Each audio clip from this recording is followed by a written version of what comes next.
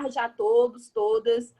É um prazer, assim, a gente fez as coisas de forma rápida, mas com o objetivo da gente conseguir contribuir, ainda em caráter preliminar, com a continuidade da apreciação da consulta no TSE, identificando inicialmente que não a consulta é só um aspecto de toda essa questão. E dos primeiros diagnósticos que a gente conseguiu identificar no nosso grupo foi exatamente isso.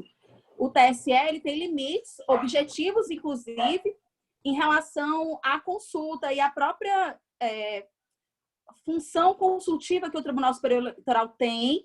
É uma preocupação grande, inclusive muito manifestada dentro do nosso GT, que a gente consiga avançar e ter uma política afirmativa efetiva e que não possa ser questionada, inclusive por defeito de forma. Então, é uma preocupação do nosso GT e é muito bom a gente estar aqui no ambiente com o Irapuã para a gente conversar mais sobre a consulta, sobre as nossas impressões até agora da Abradep, e ele também poder falar um pouco de algo que ele já falou um pouco para mim, porque eu conversei com ele ainda antes da consulta ser trazida de novo para a pauta, a gente conversou dentro da linha que eu já tinha colocado dentro do GT, a gente procurar as outras entidades que, inclusive, militam nessa questão, e ele, principalmente, além da militância, tem esse papel tão importante na gênese dessa discussão junto ao TSE e também na questão da discussão junto ao Congresso Nacional em relação ao projeto de lei. Então, é importante a fala dele.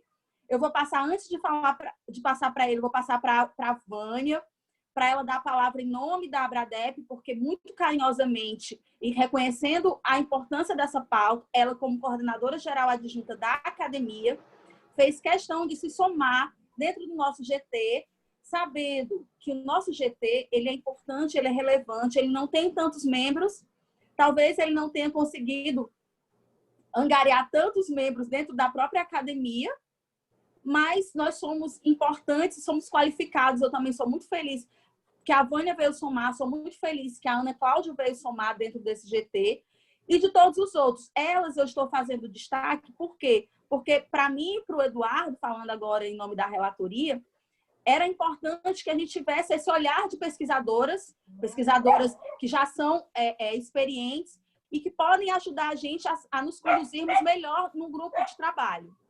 Então, Vaninha, é com você. Obrigada.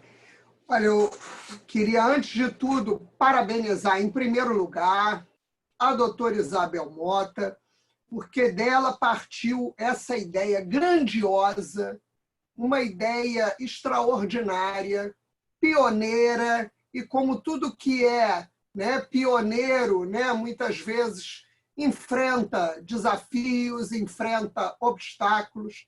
E logo, né, nos primeiros momentos dessa ideia da Isabel, o doutor Eduardo Tavares também veio a somar, né, nesses esforços. Também um advogado de grande experiência, tal como a Isabel. E nós todos que nos dispusemos aqui a fazer parte desse GT, sabemos da importância do tema, não só na questão de uma justiça eleitoral, mas também de uma correção histórica, né, em relação até aos direitos fundamentais, né, no nosso país. Eu acho que o tema é um tema cardeal, da hora do dia. Se nós pensarmos, por exemplo, né, no momento não só que o Brasil está vivendo, né, mas o mundo inteiro, identificando, né, denunciando desacertos. Vejam as marchas aí raciais nos Estados Unidos, movimentos em toda a Europa contestando, né, ditos heróis de outrora que, na verdade, foram verdadeiros genocidas da comunidade, né, dos irmãos pretos. Então, eu penso que é um momento mundial de congraçamento em torno da afirmação de direitos raciais nos Estados Unidos, em toda a Europa, na África, aqui na América Latina.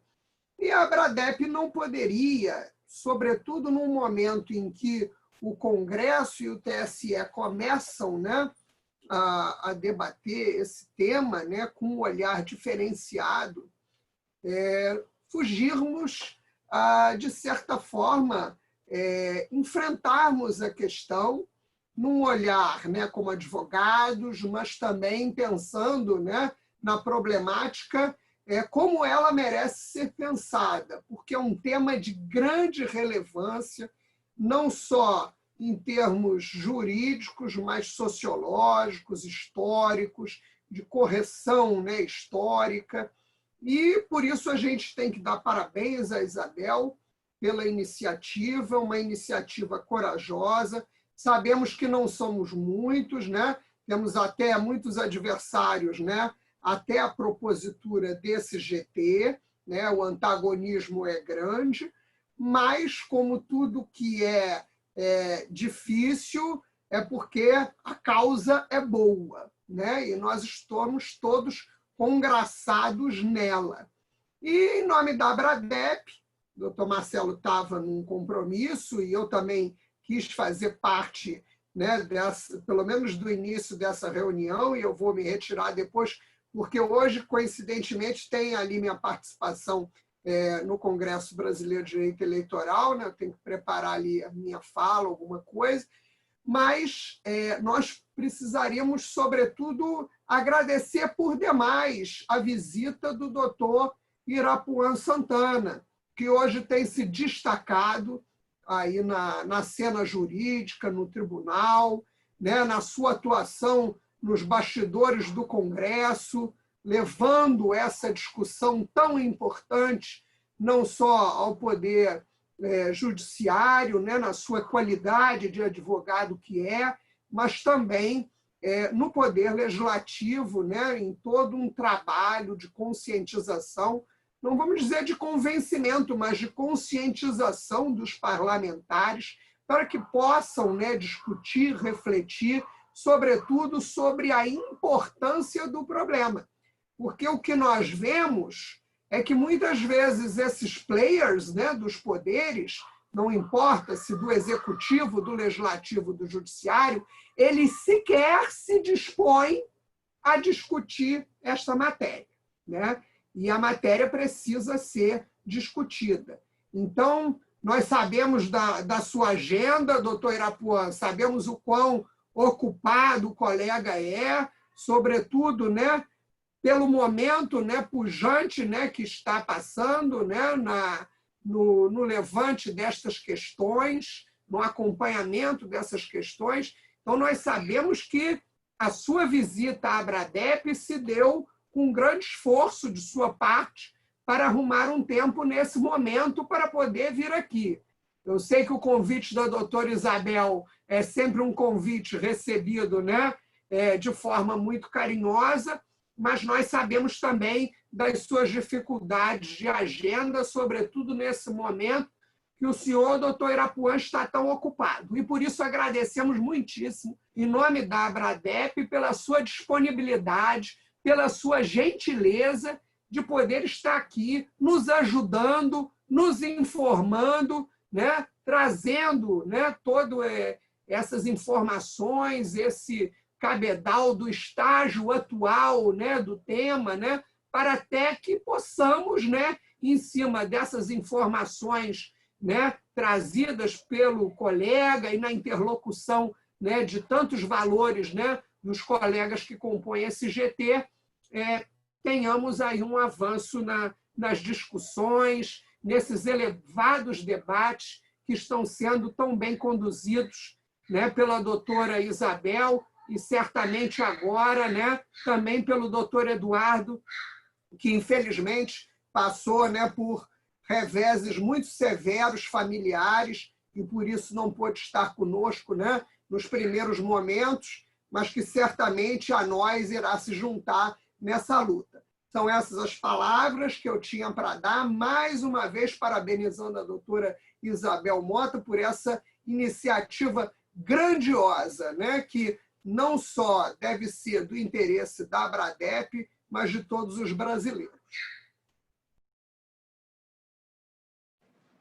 Ai, Vânia, eu que agradeço demais as palavras. Não vou nem dizer que não sou merecedora, porque é muito clichê dizer isso, mas eu vou botar na conta da amizade, da relação. Olha, Isabel, a doutora Maria Garcia, que tem elevada idade e muita experiência, ela diz o seguinte: a gente tem que parar com essa coisa de não sou merecedora. É merecedora, sim. Pois é, então assim, eu já nem digo mais isso, até por uma questão de ser clichê, mas principalmente porque a relação que a vida nos colocou e para a minha felicidade, você vai ser sempre uma inspiração, então eu coloco na conta dessa relação que nos une também. E, assim, eu queria, antes da gente começar mesmo a nossa discussão da relação, aqui da nossa reunião pública, eu queria fazer um balizamento aqui daquilo que a gente discutiu até agora. E queria pedir para duas pessoas me ajudarem nesse momento aqui de fala, que é a Sabrina, que é a nossa consultora de sistematização, e o Diogo, que são pessoas que entraram na Abradep assim, e trouxeram uma felicidade imensa para mim. Às vezes é muito difícil você estar numa entidade considerada branca e não se perceber de fora dela o que não é feito em nome de pautas de pessoas que estão lá, quer essas pessoas sejam brancas ou não, quer sejam pretas ou não.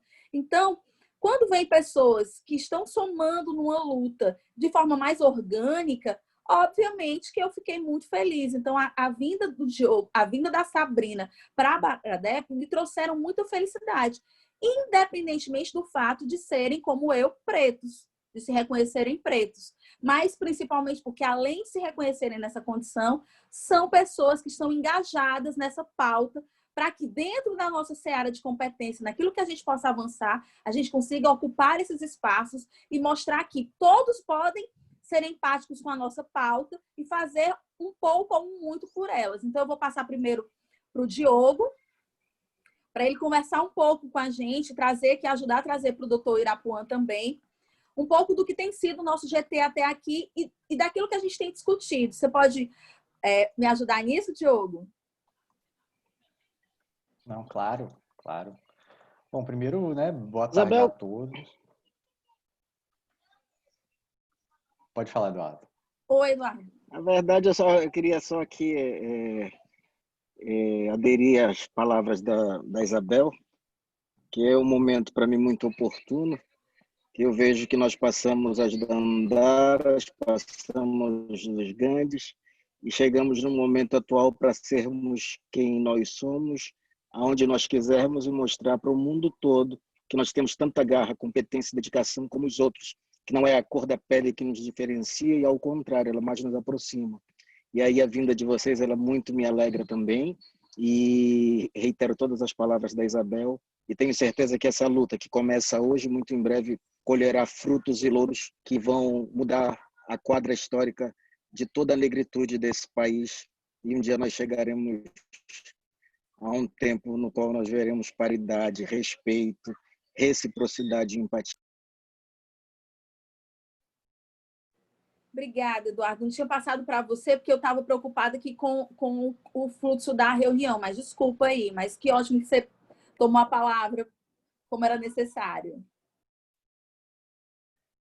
Bom, muito boa tarde a todos, né? Queria agradecer aqui a presença da Vânia, né, representando a coordenação geral, Isabel, Eduardo e Sabrina, né, na relatoria, Irapuã, que, né, assim, gostaria de dar parabéns pelo trabalho, né, pela iniciativa, né, graças ao trabalho seu, principalmente na consulta, a gente pôde trazer esse debate para dentro da Abradep e poder, né, formular nossas posições, colocar em questão diversas coisas importantíssimas e estar aqui tentando avançar um pouco nesse tema, que é um tema tão importante. Uma das questões que a Justiça Eleitoral mais se preocupa, de uma forma geral, e que é uma das funções mais importantes dela, é garantir algum nível de isonomia e de igualdade entre os candidatos.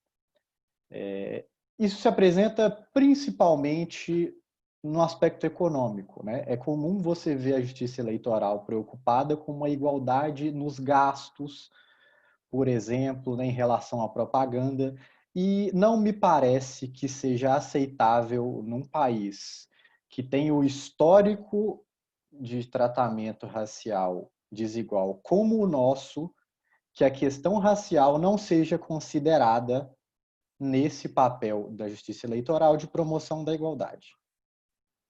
Não me parece que isso seja aceitável. Bom, partindo desse pressuposto, e aqui já adentrando nos pontos da consulta, a gente tem muitas questões importantes que a gente precisa avançar. E eu digo avançar porque você tem ali alguns impasses que geralmente são colocados e que muitas vezes o impasse fica num nível de superficialidade e a gente não analisa de que forma a gente pode superar esses impasses na questão específica da igualdade racial. Do que eu estou falando? Uma das principais questões que vão ser discutidas e que realmente tem que ser discutidas é em relação à competência do TSE para implementar as questões que são colocadas na consulta, né? Então, são colocadas ali reserva de financiamento para mulheres negras dentro, né, da reserva que já existe para mulheres, uma reserva para mulheres negras. Um segundo ponto, reserva de candidaturas para pessoas pretas, né? Um terceiro ponto, reserva de financiamento para homens negros. E um quarto ponto, reserva de espaço no horário eleitoral gratuito para homens negros. Bom, essas 4 questões vão trazer aí um debate sobre o que pode o TSE fazer no bojo dessa consulta. O TSE poderia implementar uma reserva reservar um percentual de candidaturas por meio de consulta. O TSE poderia implementar uma reserva de financiamento. E vem sempre à tona um debate sobre o ativismo e sobre os limites da competência do judiciário, especificamente do TSE nessa matéria. Bom, mas isso é o início do diálogo, né? A gente não pode terminar a conversa falando que, olha, isso é uma competência do legislativo, o TSE estaria avançando, portanto, na competência legislativa, e então que vão ao legislativo, né, buscar essas demandas. E me parece que isso é insuficiente porque é colocada uma questão específica, né, sobre a discussão. E muitas vezes são feitas objeções que me parecem muito especulativas, né? No sentido de que, bom, hoje o TSE pode implementar essa reserva de financiamento e amanhã o que será?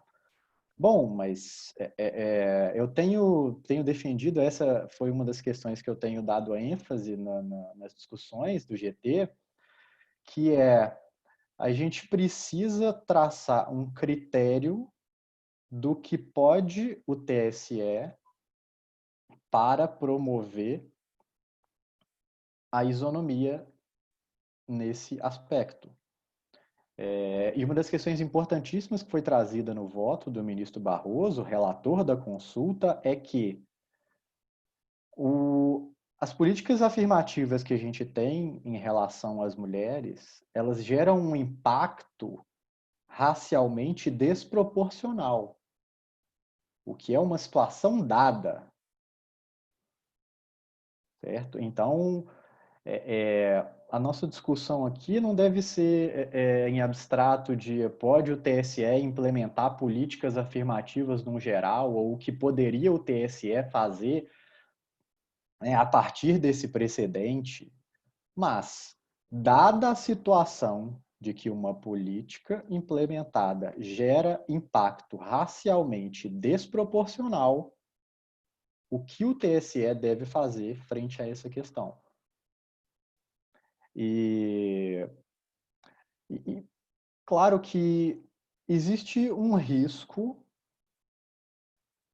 de usurpações de competência, existe um risco de ativismo, existem diversos riscos, Mas o meu ponto é, esse risco vem da consulta ou esse risco é pré-existente?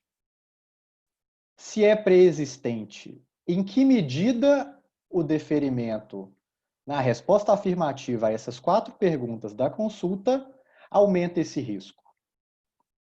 Porque, veja, se hoje a gente não tiver critérios seguros para delimitar essa competência do TSE, ou seja, se esse risco já é pré-existente, bom, então esse argumento não nos ajuda muito, né?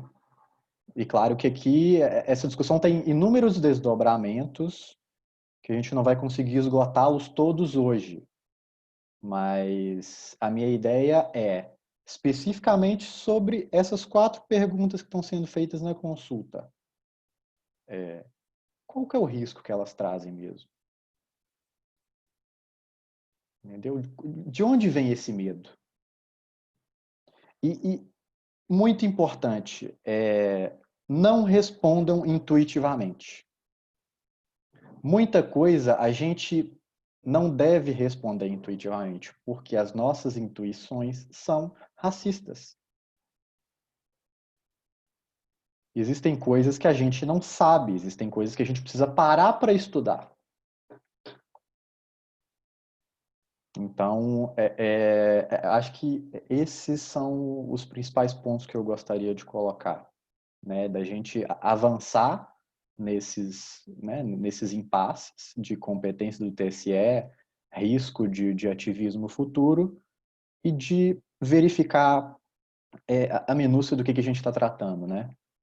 De estudar assim, histórico de racismo, mecanismos do racismo, de que forma que isso se apresenta no Brasil, para a gente não dar respostas apressadas e correr o risco de cair em alguns clichês e alguns estereótipos que a gente poderia evitar, né? Então, basicamente é isso.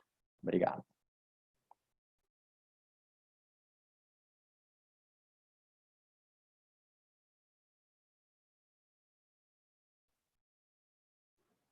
Oi, Sabrina, você pode contribuir agora?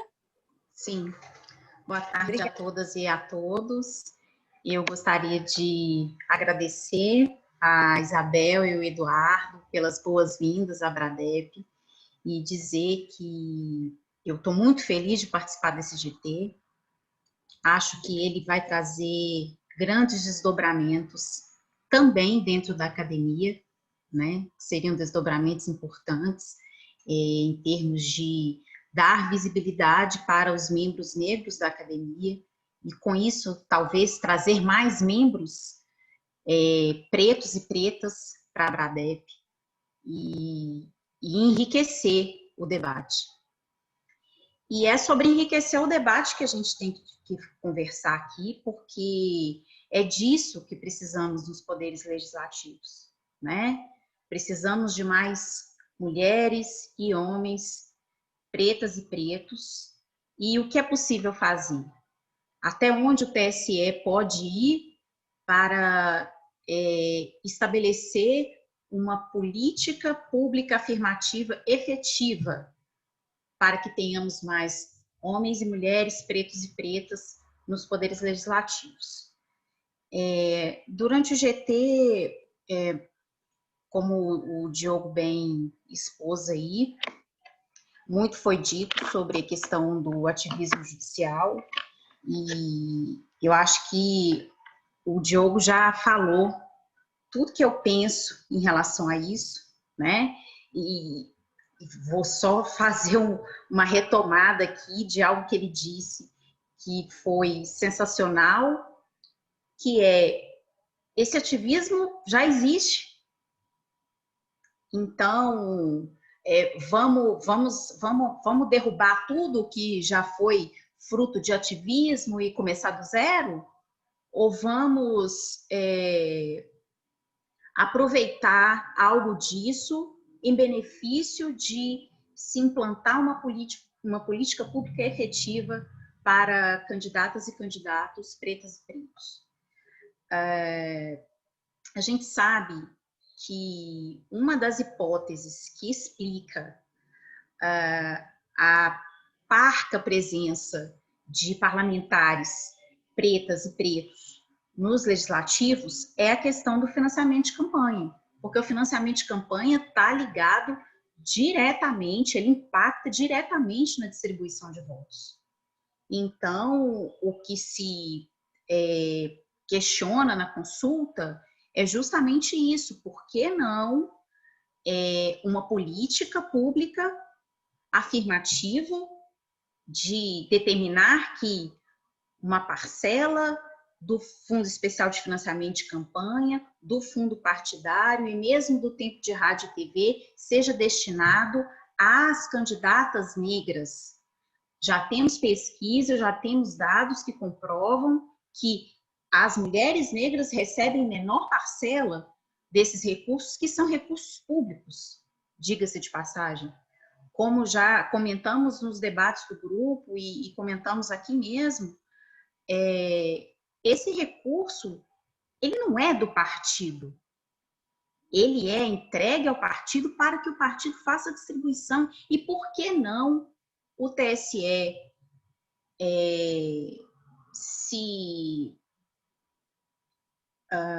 tomar posse dessa determinação, né,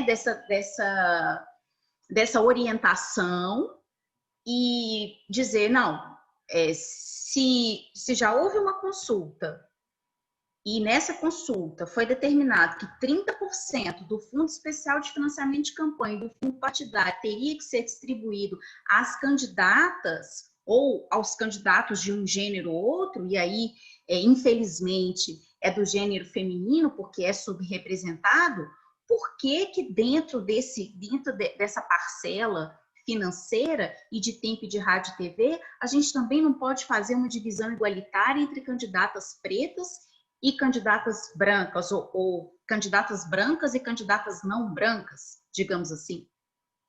E aí, eu acho que é o momento de ir além.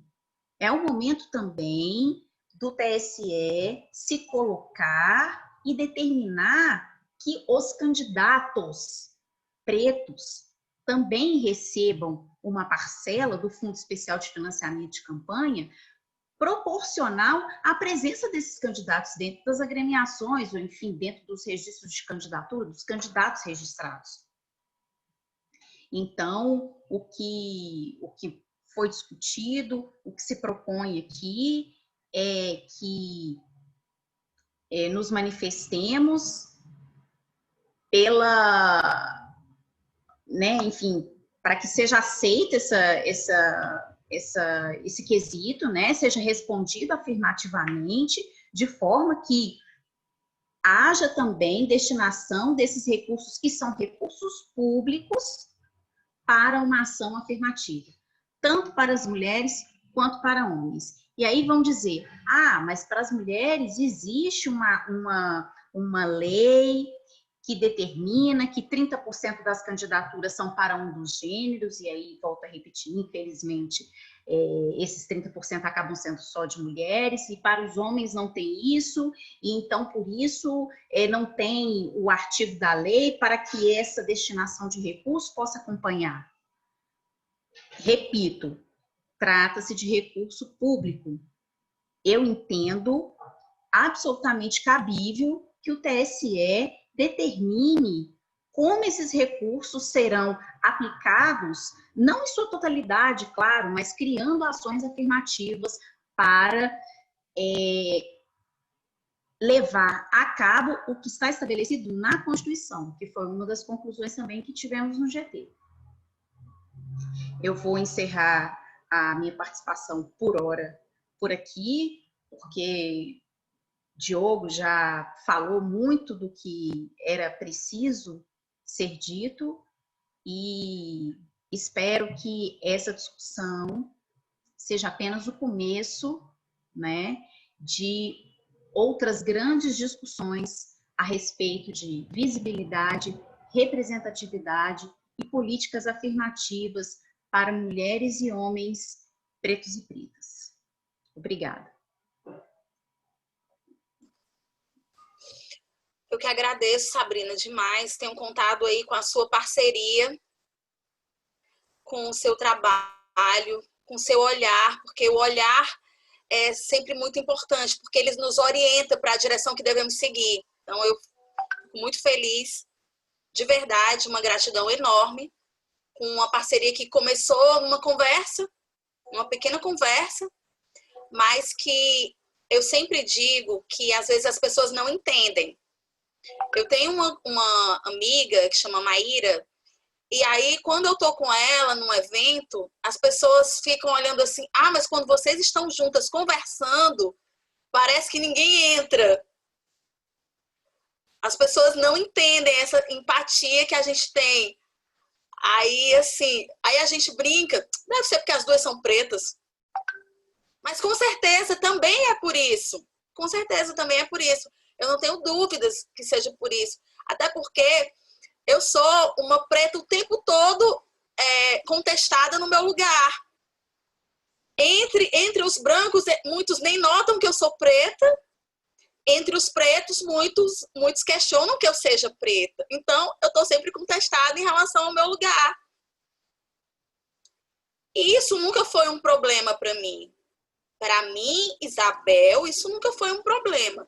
Mas por que não é um problema para mim? Eu sempre soube lidar com essa questão. Significa que eu não devo me ocupar dela? Não. Eu demorei muito tempo para me ocupar dela. Mas agora que eu faço isso, eu não abro mão de inspirar pessoas e de somar mais gente nesse caminho que eu resolvi trilhar. E eu sou muito feliz porque você trilha esse caminho junto comigo, viu, Sabrina? Precisava dizer isso aqui de público. E eu gostaria de passar a palavra agora antes da gente começar mesmo uma discussão no nosso GT aqui, com essa participação ilustre do Dr. Irapuan, queria passar a palavra para ele, para que ele contasse um pouco do que ele já contou para mim sobre a gênese, o pensamento dele em relação a essa consulta e as expectativas dele também. Tá bom? Boa tarde, doutor Irapuan, a palavra é sua. Boa tarde, Isabel. Boa tarde a todas e todos. Para mim é uma honra poder comparecer a esse evento aqui com o GT na Abradep, né, que é um órgão que tem uma reputação gigantesca, né? Então, realmente é uma oportunidade incrível estar aqui, e mais ainda sabendo, né, e que a consulta eleitoral acabou gerando bons frutos, né, dentro de locais em que, inclusive, eu não tinha pensado inicialmente, enfim. Então, é realmente uma tarde de bastante felicidade poder comparecer e conversar com todas e todos. O que a gente pensou foi um pouco disso que a doutora Sabrina falou, né, que primeiro houve a questão do financiamento público de campanha lá no Supremo, né, falando que não podia haver o financiamento por empresas, aquela coisa toda que nós já sabemos de cor e salteado. E depois disso houve o julgamento da DI 5617, falando lá da distribuição do dinheiro para o fundo, né, de investimentos e com a questão eleitoral, com relação à cota feminina, aumentando lá de 5% para 30%. E depois teve a consulta eleitoral, né, para fazer a questão da distribuição da propaganda de rádio e TV, né, para as mulheres. E a partir daí eu acho que houve com essa construção jurisprudencial de Supremo e TSE, abriu a porta para a gente conseguir verificar a possibilidade de viabilizar uma reestruturação de como as eleições são feitas, né, a partir do ponto de vista da população negra. E isso foi o Frei Davi que veio falar comigo. O Frei Davi, ele é o diretor executivo do CAFRO. A gente conversou um pouco a respeito disso, das possibilidades. E eu falei para ele, Frei, agora que a gente tem aí essas bases jurisprudenciais, eu acho que é possível, sim, a gente chegar e conversar e debater com os ministros do TSE a respeito dessa questão. E, assim, eu acho que uma questão levantada pelo doutor Diogo, né, da questão do ativismo, ela é interessante porque não é a consulta que está estreando esse ativismo ou a ausência dele, né? Não é essa consulta agora que está colocando o limite um pouco à frente da atuação jurisprudencial. Na verdade, a gente está utilizando raciocínios que já foram realizados antes na questão da participação feminina. Então, tudo que a gente fala é com base naquilo que o Supremo e que o TSE já concordaram que existiria. E aí, o nosso objetivo, dentro desse panorama, era de expor a necessidade de também se aplicar uma questão diferente para a parte racial. Era também de vislumbrar a parte racial, a necessidade de se praticar de uma forma diferente a questão das campanhas eleitorais.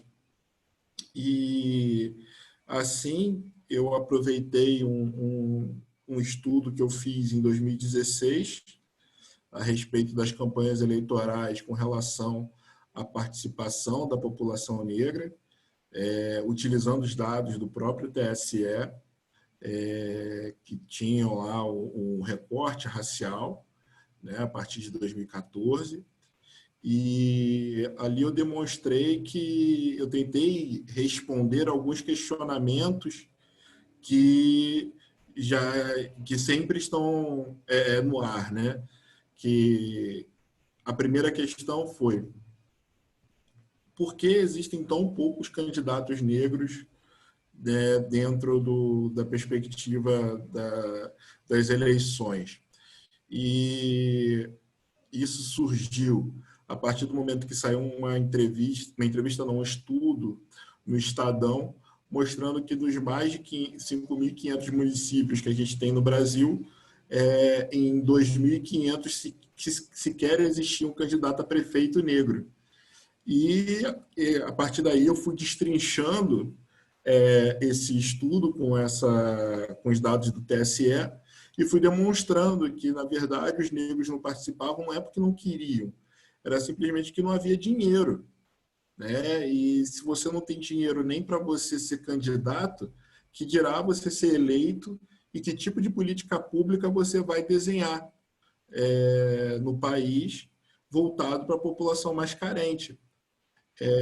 Então, a gente teve ali o objetivo de mostrar a origem desse déficit democrático e eu acho que a partir dali nós começamos esse projeto em 2018, eu acho que vale a gente ressaltar isso. E uma coisa que foi interessante, Isabel, foi que o processo nós ingressamos antes da campanha eleitoral ser iniciada e, apesar disso, o processo ele só foi julgado depois, durante as eleições. E aí, por conta disso, o ministro Barroso ele sequer conheceu da consulta, alegando essa questão, né? E ali eu tive até um debate com o Frei Davi, que eu queria recorrer, e ele ficou com medo de pegar mal, do ministro ficar chateado, alguma coisa nesse sentido, e que eu queria recorrer pelo menos para que se respondesse isso depois da campanha eleitoral, que já passava a valer para esse ano, por exemplo, né? Para as eleições seguintes em 2018, meio em 2020, né? Não precisava correr tanto quanto a gente está fazendo agora nesse ano. Mas aí a gente acabou que não recorreu E em 2019, teve aquele evento teve um evento, na verdade, em que o ministro Barroso ele tinha falado a respeito da necessidade de se fomentar a candidatura de mulheres negras, e depois teve um evento no TSE em que a gente participou do eixo transversal, falando também da nossa tese, que foi bem recepcionada pelo ministro Fachin. E aí, com relação a essa questão, foi possível a gente conversar novamente com o Frei Davi e falar, vamos ingressar então em 2019 com essa ação, porque está muito fora do período eleitoral e eles não vão ter essa desculpa novamente. Então, foi por conta disso que a gente ingressou novamente com a nossa consulta. E aí a gente conversou com a deputada Benedita da Silva, que aceitou de plano, né? E, enfim, a gente colocou essa questão, colocando muitos dos dados, né? Expondo o racismo, como ele é desenvolvido e como ele age aqui no Brasil, e fazendo sempre essa referência a esse déficit de democracia a partir do momento que a gente não tem tantos representantes nas esferas mais altas dos cargos políticos, né? Então, a partir daí, a gente fez essa consulta e começou a correr atrás de mais apoios e tal. E, enfim, a gente ficou muito feliz que a Abradep se debruçou em cima dessa consulta e dessa parte específica, né, de desenho de políticas públicas voltadas para a questão racial, para poder pensar a respeito e, enfim, poder até aprimorar essas questões, trazendo novas questões que possam também melhorar aí o nosso sistema eleitoral. Então, eu gostaria muito de agradecer novamente essa oportunidade de estar aqui debatendo com todas e todos.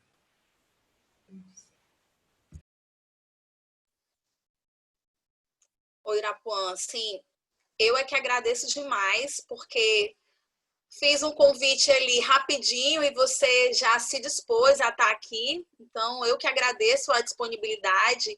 E agora a gente vai iniciar aqui um momento aqui de discussão. Foram colocadas algumas coisas aqui no chat pelo Dr. Joelson Dias, pela Ana Paula. Ana Paula, obrigada por estar aqui também, viu, querida? E aí eu vou pedir para a Ana Santano, que saiu de um evento no TRE de São Paulo, e eu tenho certeza que algumas inquietações dela, que já foram objeto de discussão dentro do nosso GT, vão contemplar algumas situações que já estão aqui colocadas no chat. Então, deixa eu ver se a Ana pode já falar com a gente. Pode, Ana? Coloca algumas das suas inquietações que a gente tem discutido no grupo, até para a gente fazer uma troca aqui com o Irapuã, que eu sei que algumas coisas que têm inquietado a você e que também, em alguma medida, me inquietam, principalmente a questão do ativismo.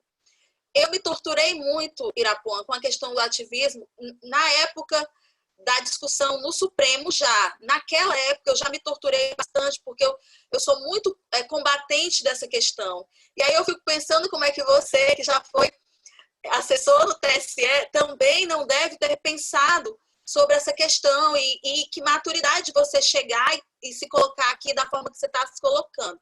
Então, vou passar a palavra para a Ana, para ela colocar as inquietações dela e a gente poder iniciar o nosso debate, tá bom? Obrigada. Vamos, Ana. Olá, boa tarde a todas, a todos, né? Que bom que deu certo aqui para chegar, Vaninha, e Bel e os demais, né? Eu também fico muito agradecida por ser escutada pelo Irapuã, inclusive, Irapuã, quero o seu contato, porque eu tenho aí umas propostas para você.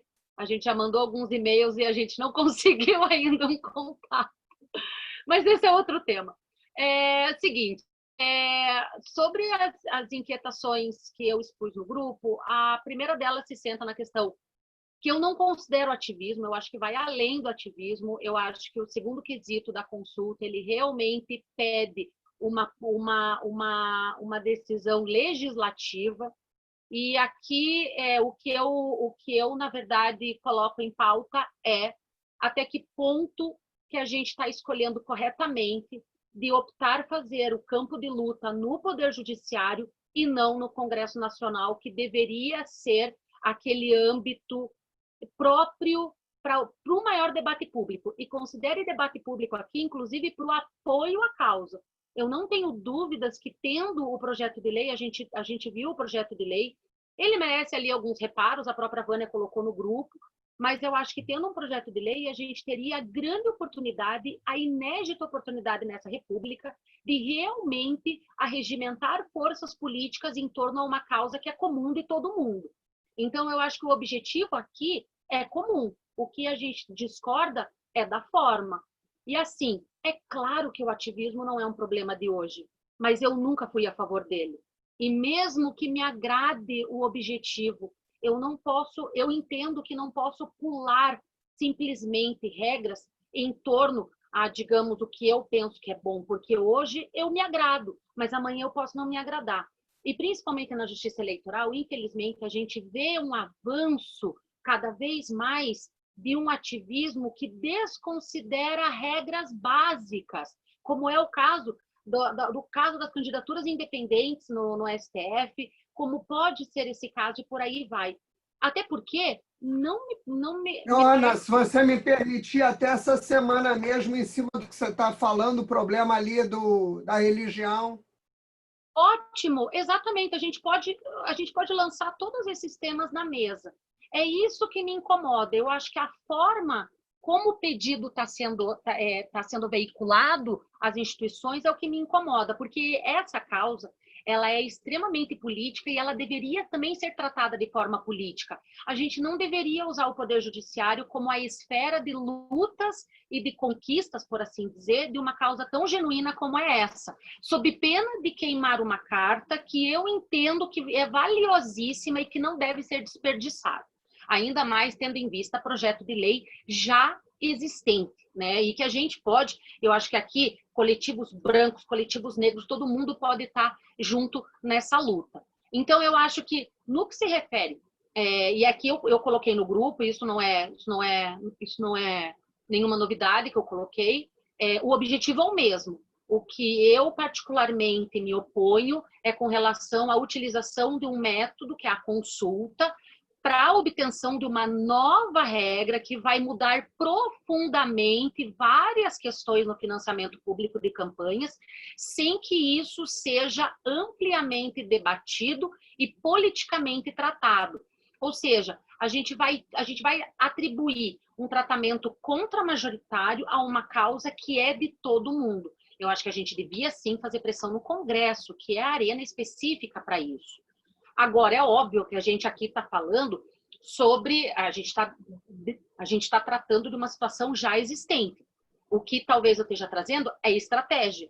Agora, por outro lado, no que se refere às candidaturas de mulheres negras, que a gente já tem dados empíricos para mostrar que as negras, mesmo com destinação para candidaturas femininas, elas foram muito prejudicadas da mesma forma. Acabei de sair lá da palestra do TRE São Paulo, onde dos 100% de recursos endereçados para candidaturas femininas, somente 11% foi para candidaturas negras. Eu acho que aí até lá vai, porque se a gente quer fazer uma analogia entre a destinação de recursos públicos para candidaturas femininas e, dentro dessa analogia, utilizar uma consulta para poder dedicar recursos às candidaturas femininas negras, a gente até pode. Por outro lado, pedir no segundo quesito que se crie uma regra específica, uma cota específica também para homens negros, aí eu acho que esbarraria nessa questão, na questão da forma, porque isso é política e a gente deveria ir no Congresso Nacional. E caso seja a opção de vocês por lutar por meio desse projeto de lei, envolvendo toda a sociedade, porque esse é um debate público que não deve estar adstrito aos ministros do TSE, isso deve envolver toda a população brasileira. E também prevendo as eventuais consequências desse projeto de lei. A gente precisa debater isso, como é o caso aqui que a gente está vendo.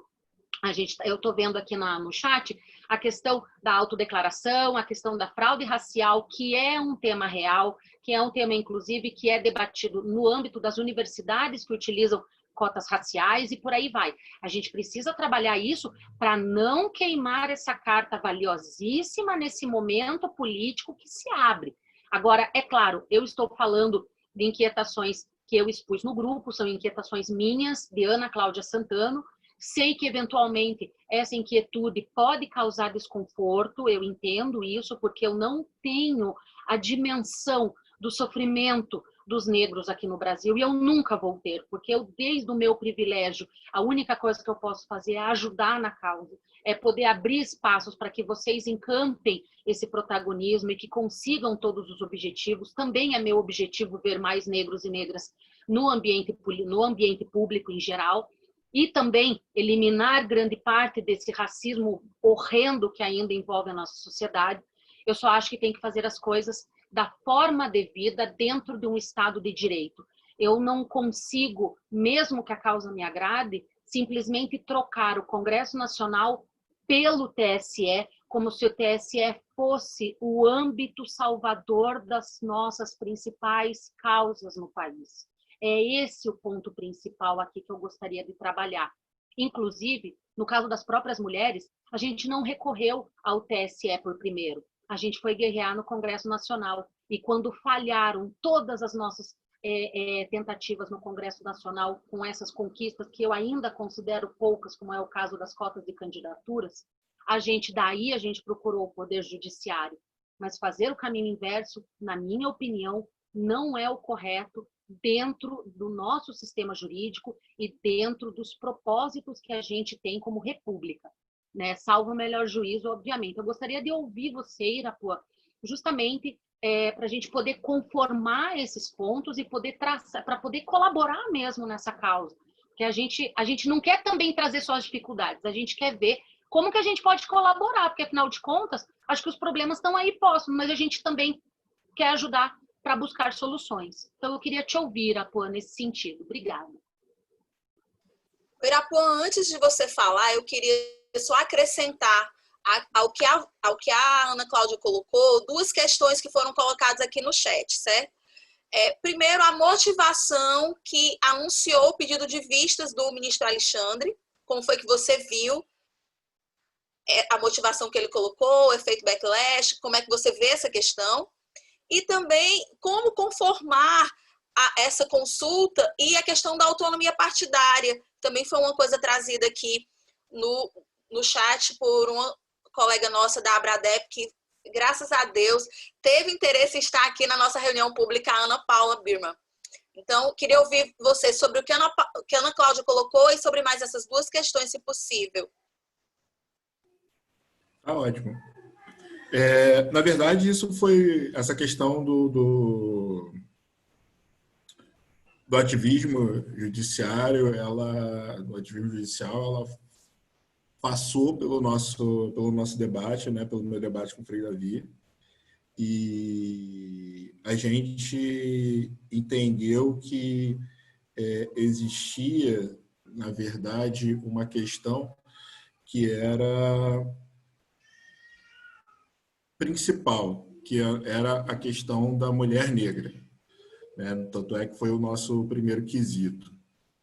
E essa questão, ela foi a que eu falei assim, olha, Frei, o restante eu acho que é até difícil do TSE conceder e tudo, mas eles podem interpretar de uma forma XYZ. E aí, na verdade, ele tinha insistido para a gente colocar essa questão do quesito número 2. Então, assim, na verdade, eu concordo com todos, e inclusive com os votos que foram proferidos pelo ministro Barroso e pelo ministro Fachin, de que não é a instância certa para se colocar esse quesito, porque isso tem que ir para o legislativo de fato, né, e tal. Mas foi uma questão, entre aspas, assim, cliente e advogado, né, e que ele insistiu e, enfim, depois ele até falou comigo, não, você podia ter insistido mais que eu abriria a mão disso. Mas, como a gente já tinha ali, eu achava que não seria de fato concedido, eu não vi tanto problema em colocar um quesito a mais e ter o não ali, né? Porque para mim a questão principal era justamente essa questão da mulher, porque a gente já tinha ali uma visão de que as mulheres negras seriam relegadas a não receber tanto dinheiro quanto as mulheres brancas. E, a partir de então, eu achava que, através da consulta, teria uma melhor interpretação sobre como fazer essa distribuição de verbas. Então, foi por isso que a gente escolheu a via judicial e a via da consulta. E aí, com relação à questão dos homens negros, eu acho que a gente ficou um pouco dentro daquela questão de que realmente existia uma desproporcionalidade menor, uma desproporcionalidade no que tange ao tempo de rádio e TV e ao investimento dentro dos homens negros. E aí até saiu uma matéria no Estadão, se eu não me engano, mostrando que homens negros eles recebiam 3 vezes menos investimentos de recursos do que candidatos brancos. E, dessa forma, eu acho que o ministro Barroso ele acabou saindo, dando um fundamento interessante, que foi o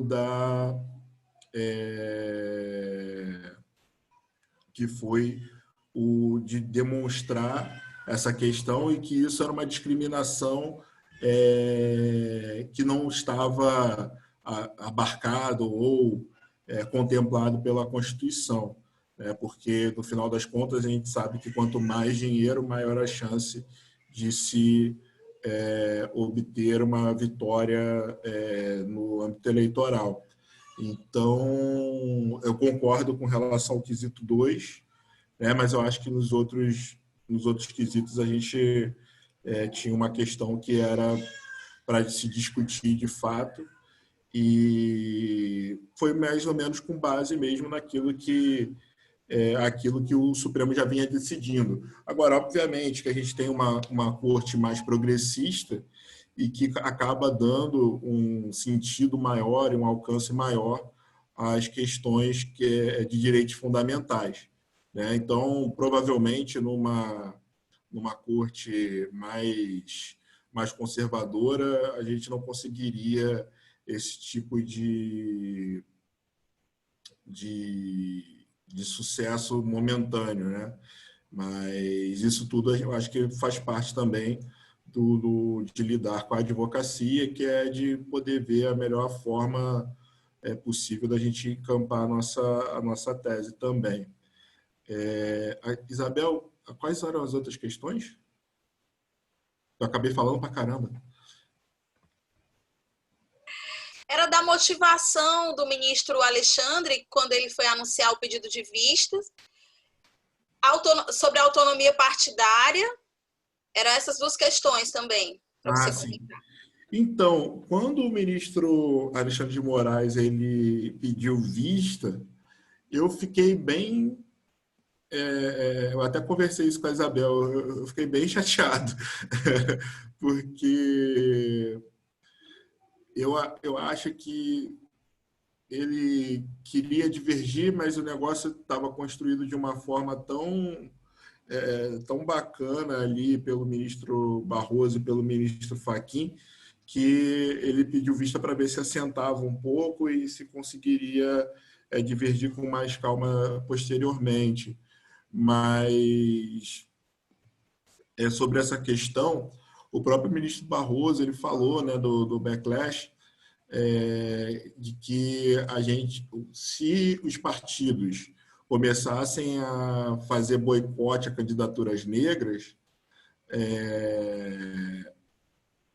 esse tipo de ataque mais ostensivo não vai poder funcionar eleitoralmente, porque nem os mais conservadores vão poder falar que estão fazendo uma discriminação por conta de uma questão do TSE. Então, você vai impedir pessoas de se candidatarem, né? Então, esse tipo de argumentação ele não é eleitoralmente aceito, né? Nem as pessoas mais conservadoras.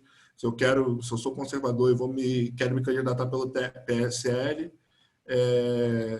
eu não vou conseguir porque eu sou negro, e isso vai ter ali um problema sério com relação aos negros conservadores também. Então, eu acho que esse tipo de questão, para ser sopesado, eles vão acabar tendo que aceitar, né? E uma coisa que a doutora Sabrina falou é muito importante, que é o fato de que essa distribuição é uma distribuição de recurso público. Uma coisa seria se fosse o dinheiro do partido obtido privadamente, ou sou eu, Irapuã, que estou doando para a candidatura de fulano ou do Beltrano.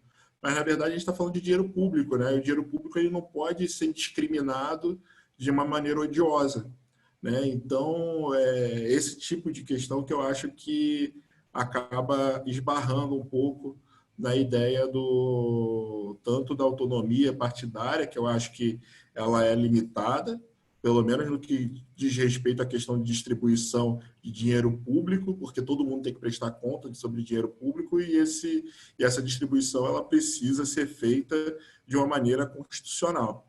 E com relação à questão do ministro Alexandre de Moraes, eu acho que ele tentou ali assentar e falar alguma coisa para ver se divergia, mas mesmo assim a gente teve uma reunião semana passada, eu estava até falando enquanto eu ainda estava fora do ar com a Vânia, e ele pareceu mais inclinado à nossa tese. Então, não sei, vamos ver como é que vai ser agora.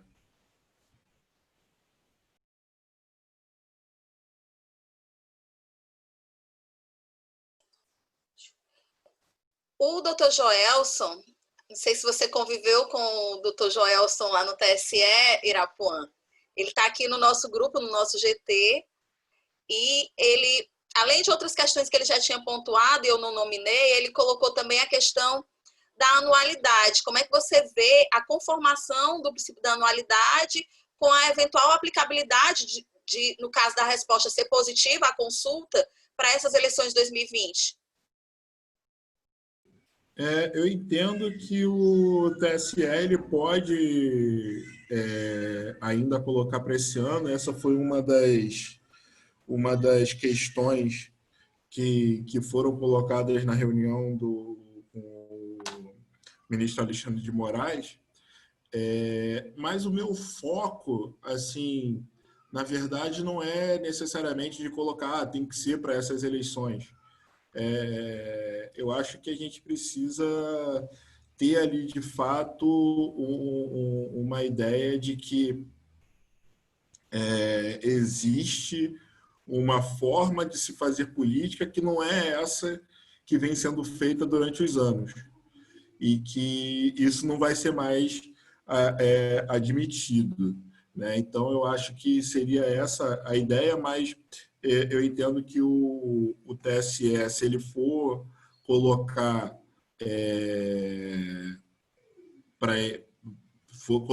amanhã, né, e amanhã mesmo terminar, provavelmente eles devem implantar para esse ano mesmo, por conta de ser aí anterior à parte do colegiado, dos partidos, dessas convenções partidárias. E aí essa foi uma preocupação do ministro Alexandre de Moraes de poder votar antes ainda das convenções partidárias acontecerem. Ok, então, me diz uma coisa, aí agora é uma pergunta minha. Como eu disse, eu tenho as preocupações, as inquietações pretas, as minhas são pretas, viu, Ana Cláudia? Você é do seu lugar de empatia, do meu é do meu lugar de fala, e que, inclusive, essa questão do lugar de fala vai precisar ser melhor definida já, sabe? Porque isso tem dificultado algumas discussões. Às vezes, a gente fica tão comedido em falar sobre algumas coisas que isso trava um pouco o debate e o avanço. Então, eu quero pedir encarecidamente que aqueles que são empáticos aqui, que saibam que eles não estão tomando o meu lugar de fala quando eles falam sobre essa questão. Eles estão somando. Eles só não precisam e não podem dizer que tem essa experiência, porque aí realmente não dá, como você mesma falou. Mas isso não é usurpação, não. Precisa ficar claro isso, para que a gente, no lugar de avançar, a gente tenha uma trava aí que, na verdade, nos coloca para trás. Então, é por isso que eu sempre coloco isso onde eu tenho a oportunidade de me manifestar. Mas aí, Irapô, uma coisa que eu queria ver qual é a sua opinião. Eu me preocupo com essas questões que a Ana Cláudia tratou e eu queria saber como é o nosso próximo passo. A gente vai se organizar, que eu já estou colocando a Abradep junto com você. A Ana Cláudia já vai colocar você junto com um monte de outras coisas. Você não sabe o que você se meteu quando aceitou aquela minha ligação, certo? Então, você não tem mais porta de saída, não. Só teve de entrada. Eu agradeço a Ezequiel esse contato. Então, eu quero saber como a gente pode avançar, porque eu também entendo que esse momento do TSE ele é só um momento, e o TSE é uma arena que ele se preocupa, principalmente com a presidência do ministro Barroso, ele tem uma preocupação com essas questões. Preocupações, inclusive, que são mais dele até, e não de todo o colegiado do TSE. Então, como é que a gente pode avançar nessa questão? Como é que a gente pode contribuir, inclusive na questão legislativa, para que a gente possa realmente avançar para além desses limites do balizamento que a consulta trouxe e que a gente entende como foi a sua estratégia, embora em alguma medida, como a Ana Cláudia colocou, existe alguma divergência da parte dela. No nosso grupo existe convergência em alguns aspectos em relação à consulta proposta. Então, eu queria saber como é que são os nossos próximos passos para a gente poder somar e avançar. Excelente, Isabel. Isso aí a gente tem debatido no coletivo, né, da Coalizão Negra por Direitos, num grupo que está na Coalizão Negra por Direitos, Instituto Marielle, Educafro e o coletivo de mulheres negras no poder, alguma coisa assim. O próximo passo eu entendo que é a gente ir para o legislativo de fato e poder tratar das questões relativas ao projeto de lei, né, que é do PT, né? E ali eu já dei uma olhada numa parte, e dentro disso a gente estava falando de uma coisa que você até falou e depois passou reto por mim, que era a questão das fraudes, né? Que é uma preocupação da gente ter realmente essa questão das fraudes. E dentro do projeto de lei, a gente fez uma sugestão com relação a isso, né, de que seria necessário haver um controle da própria Justiça Eleitoral a respeito disso, do registro de candidatura, se a pessoa quiser se candidatar enquanto negra, se declarar enquanto negra, para ter esse benefício do investimento proporcional e aquela coisa toda. E aí, sob pena de ter alguma inelegibilidade, eventualmente, se for verificado que ela burlou a legislação. Eu acho que agora a gente tem que andar com esses dois pés, né? Com essa parte do TSE e também, dentro dessa perspectiva, trabalhar com esse projeto que precisa ser melhorado, como você mesmo falou, no Congresso.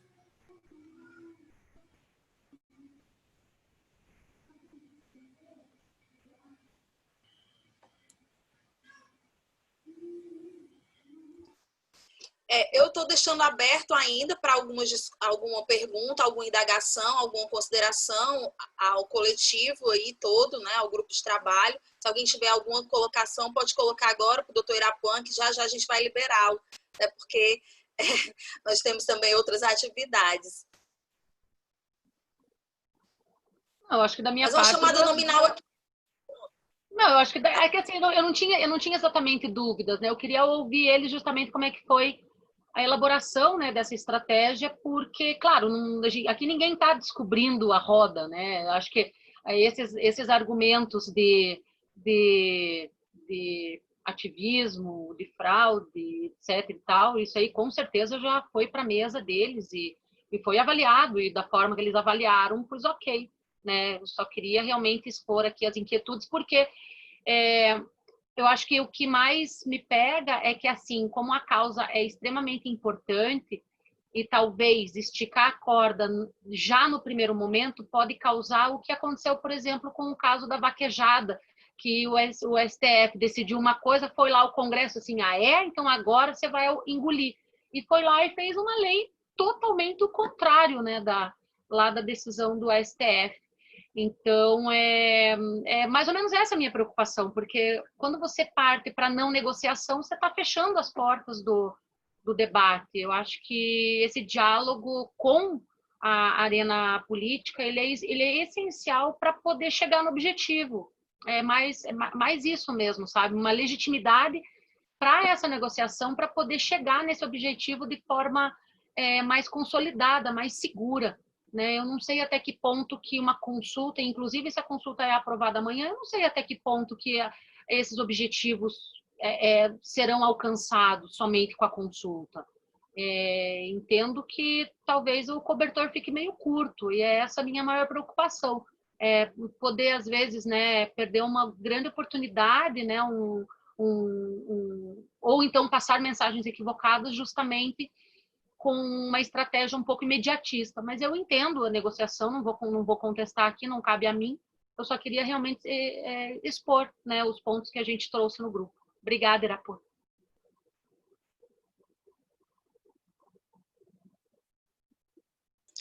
Sabrina, Diogo, Cássio, alguém mais? Alguma consideração? Eu tenho. Doutor Joelson já disse que está feliz com... Bom, não, algumas questões para finalizar, assim, a doutora Ana Cláudia tem nos ajudado bastante, assim, né? A gente tem algumas visões diferentes e as contribuições dela têm sido muito importantes.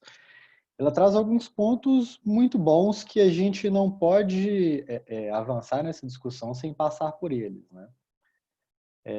Principalmente em relação à pergunta 2 da consulta, né, que é a reserva de candidaturas para pessoas pretas. Realmente, esse me parece o ponto mais difícil de construir um argumento sem passar pelo legislativo, né? Mas me parece muito, aqui pensando já em termos de estratégia e tática, né, pensando no momento que a gente está atualmente, me parece muito natural buscar no judiciário algum tipo de implementação desses direitos, né? Me parece uma demanda muito natural pelo histórico recente, né, de conquistas que têm sido obtidas ali, né? O que, claro, não invalida a discussão sobre os limites, né, do que pode ou não ser feito ali no judiciário, mas também é importante a gente pensar que o judiciário hoje tem um papel nessa questão, né? E que isso não se esgota ali, né? Assim, até pelo próprio depoimento que falou o doutor Irapuã aqui, a gente vê que isso não é uma atuação exclusiva no âmbito do judiciário, né? Que essa atuação ela é uma atuação integrada aí nesses dois ambientes e que vão se complementar. E eu concordo com o que a doutora Ana Cláudia fala de que a gente não pode fechar portas ao diálogo, né? Concordo bastante, acho isso bastante importante, mas não creio que a aprovação da consulta signifique necessariamente isso. E acho que a gente precisa pensar que o risco da reação ele é inevitável, né? A gente vive num país que consolidou privilégios brancos e que o fato da gente abrir mão de uma pauta agora não significa que os privilégios brancos irão recuar em alguma medida, né? Essa equação não necessariamente vai ter essa soma zero, né? A gente vai abrir mão de uma pauta mais radical aqui e isso vai nos impedir de ter um retrocesso, né? Muito pelo contrário. Acho que vai depender do quão organizada a luta vai estar, né? Do quanto ela conseguir demonstrar, do quanto ela conseguir captar apoios para conseguir resistir aos avanços, porque eles virão. Assim, em questões muito básicas, né? A gente, assim, questões muito básicas como o direito à vida, né? Assim, a gente é uma luta para não ser assassinado por muitas pessoas negras nesse país. Então, esse risco de um avanço do Congresso sobre essa conquista, ele existe, né? E até porque, assim, muitas pessoas entendem esse espaço de privilégio como um espaço de direito delas e que elas vão tentar defender, né? Então, assim, é muito importante a gente pensar nos mecanismos que são menos discutidos do racismo, porque eu acho que aí pode estar um ponto de avanço importante, né? A gente tem muita facilidade de enxergar o racismo na injúria racial, né? De eu ofender uma pessoa pela cor da pele, e tem muita dificuldade de enxergar o racismo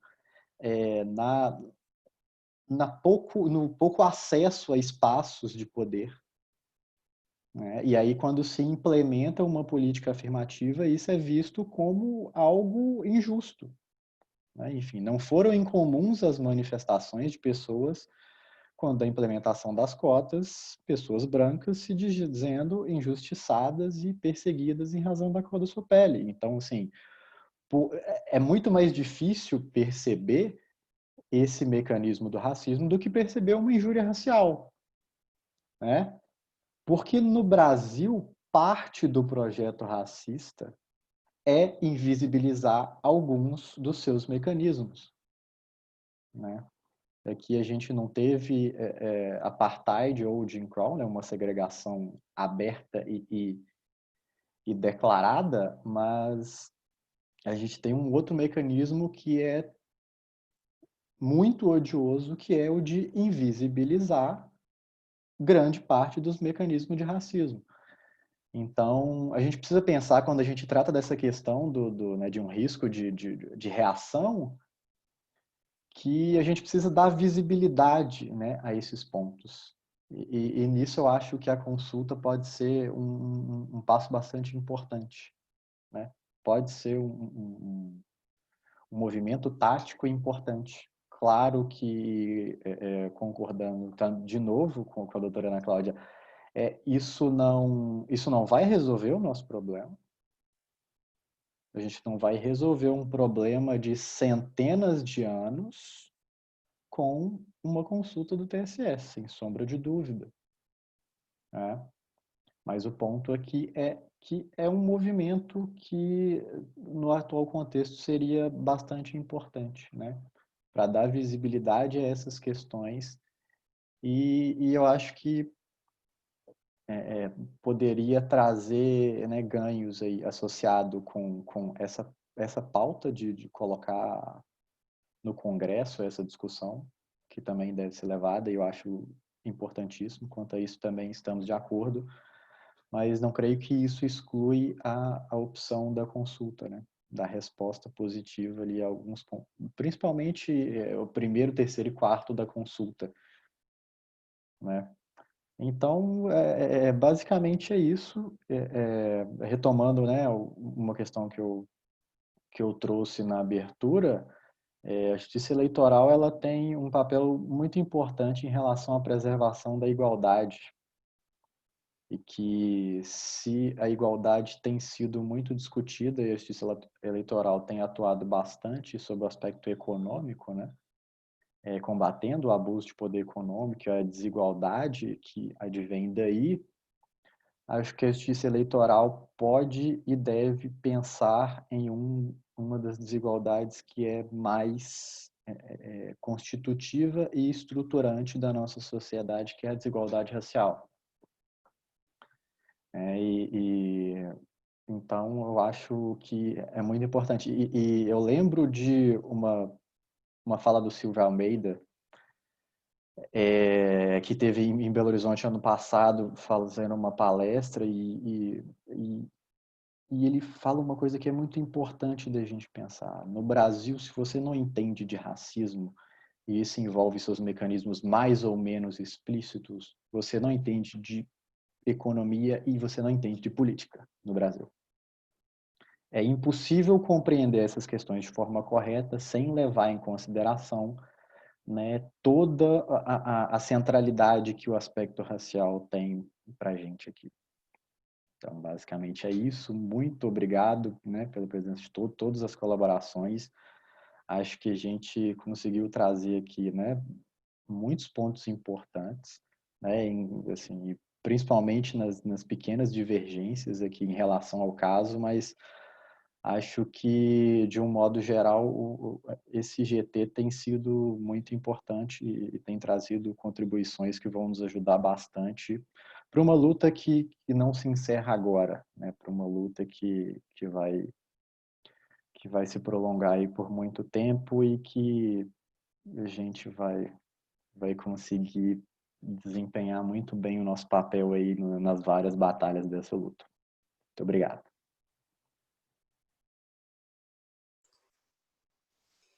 Se ninguém mais tiver nenhuma consideração...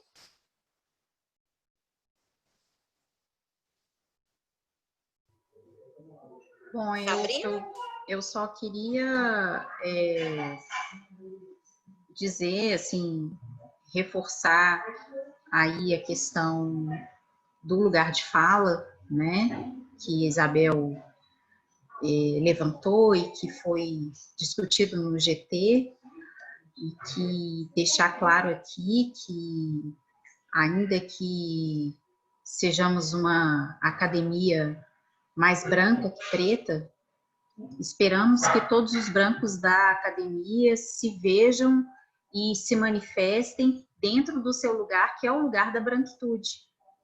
É o lugar de pessoas que, direta ou indiretamente, desfrutam dos privilégios da branquitude.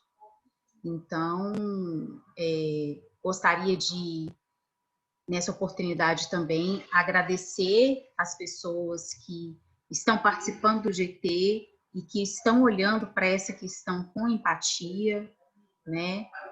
E reitero aí tudo que foi dito pelo Diogo e encerro por aqui.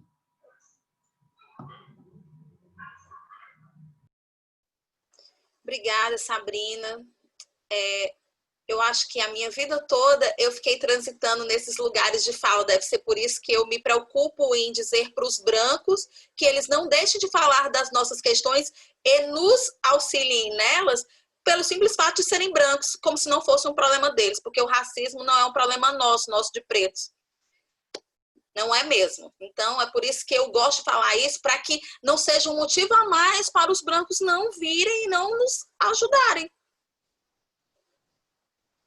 Então, porque realmente o racismo e aquilo que o Diogo colocou me toca especificamente, porque eu sempre fui a preta tolerada aquela pessoa, até entre os negros, aquilo que era visto sempre assim, não, sabe por quê? Você, Isabel, porque você é tolerada. É porque você, na sala de aula, você é a que fala, você é a que tira as notas. Então, as pessoas sempre acrescentaram isso como uma questão e ela, para mim, nunca foi. Gente, se eu tenho uma oportunidade de estar no lugar, eu vou ocupar aquele espaço. Só que antes eu fazia isso de uma forma muito individual e estava errado. Precisei fazer a correção disso. Era necessário. Eu já fazia isso em relação ao feminismo, por que eu não posso fazer isso em relação à questão do empoderamento preto? Eu tenho que fazer. Preciso, quando eu pego e digo assim, eu vou indicar a Sabrina, eu vou indicar o Diogo, eu não estou fazendo uma reserva do mercado preto, não. Eu estou reparando o fato de que algumas pessoas não vão lembrar dessas pessoas especificamente, porque talvez elas não tenham tido a visibilidade necessária. Por isso que uma política de empoderamento, em todos os aspectos, é importante. É importante no caráter político, é importante no caráter visual, nos eventos. É importante que a gente ocupe esses espaços para a gente se ver, porque senão a gente, uma hora, pode até esquecer que é preto. Porque eu sempre brinco que o racismo é um problema que não pode ser. As pessoas fingem que não existe o problema, então a gente nunca vai chegar na solução. Então, a consulta foi importante para mim também por conta disso, para a gente tocar na ferida e debater, para a gente não continuar fingindo que essa questão não existe. E ela é importante também para que exista esse GT. Esse GT não foi uma ideia da Isabel, não foi uma ideia. Foi assim, obviamente que eu organizei, mas foi uma ideia partilhada com o Marcelo, coordenador geral da Abradep, o que significa que, nesse momento, é uma preocupação da academia também. Se não fosse o fomento dele e o apoio da Roberta Maia Gresta, nossa coordenadora acadêmica também, não teria saído, porque fica muito difícil você querer fazer um GT que vai parecer que é uma coisa de preto. E aí, quando a Ana Cláudia entrou, eu fiquei feliz, porque eu sabia que eu ia ter a possibilidade de vir para dentro desse GT uma pesquisadora que já é acostumada com os embates e com os questionamentos que normalmente inquietam um discurso com essa magnitude. Então, eu fiquei feliz também por isso. Com o apoio do Diogo, com o apoio do Cássio, aí veio Jéssica, Samara. Então, todas essas pessoas ajudam a esse GT o que ele é. Uma discussão profunda e necessária num momento importante em que o mundo fala sobre racismo como talvez não tenhamos tido ainda a oportunidade de falar. E quando eu vi a filha do George Floyd dizendo papai mudou o mundo, eu disse, é uma pena que isso não será uma verdade.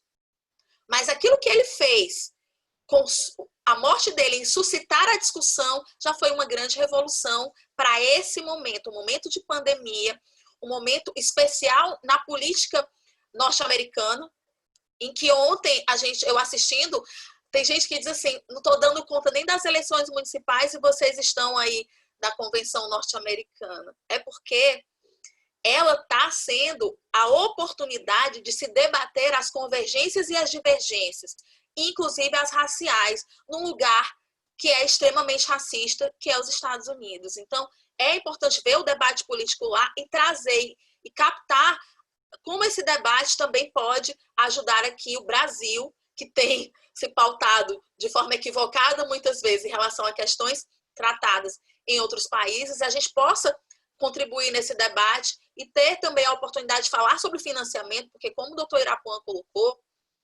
essa questão do dinheiro é sim fundamental. Não é à toa que a doutora Ana Cláudia Santana se dedica ao financiamento da política, a esse estudo há tanto tempo. Não é à toa. Essa questão que o Diogo trouxe também é muito importante para entender de economia, para entender de política, precisa passar pelo racismo, precisa ter a centralidade desse discurso, sim, entender como esse mecanismo ele afeta e determina os destinos de uma sociedade. Então, Irapuan, muito obrigada mesmo por essa oportunidade. Sigamos juntos com todas as estratégias da consulta e para além dela, para que a gente realmente possa avançar. Muito obrigada de verdade. Eu que agradeço, Isabel, novamente, agradeço pelo convite. pelo debate, pelas construções, não foi nem divergência, porque, na verdade, eu concordo com a Ana Cláudia, né? Então, assim, na verdade, não é nem divergência, foi uma questão mais de construção mesmo. Então, é isso. Fico aí à disposição de todo mundo para eventuais debates e parcerias, enfim, podem sempre contar comigo. Mas que bom que a gente concorda, né, Irapã? Que bom, né? É porque, na verdade, todo mundo tem o mesmo objetivo aqui. É isso. Que bom, então eu vou encerrar agora a nossa reunião pública, agradecendo ao Irapã mais uma vez, e a todos e a todas. E vamos seguir nosso GT, para a gente apresentar nosso relatório final, com as discussões que a gente ainda tem, inclusive sobre a nossa própria entidade, sobre como esse debate está dentro da academia, como ele foi iniciado, inclusive, no dia que a consulta começou a ser analisada, as opiniões que foram colocadas no grupo. E como eu vi aquilo ali, eu pensei assim, é engraçado como... Não, eu achei que todo mundo... Uma pessoa falou para mim, eu achei que está todo mundo concordando. Concordando com o quê? Acho que você não está entendendo qual é a concordância. Pode ser que as pessoas às vezes concordem que uma coisa é importante, mas sair do seu lugar e dar espaço a quem precisa ocupar lugar, aí é uma outra construção que precisa ser pavimentada, e aqui a gente tem um caminho para fazer isso. Obrigada a todos e a todas. Obrigado, gente. Tchau, tchau.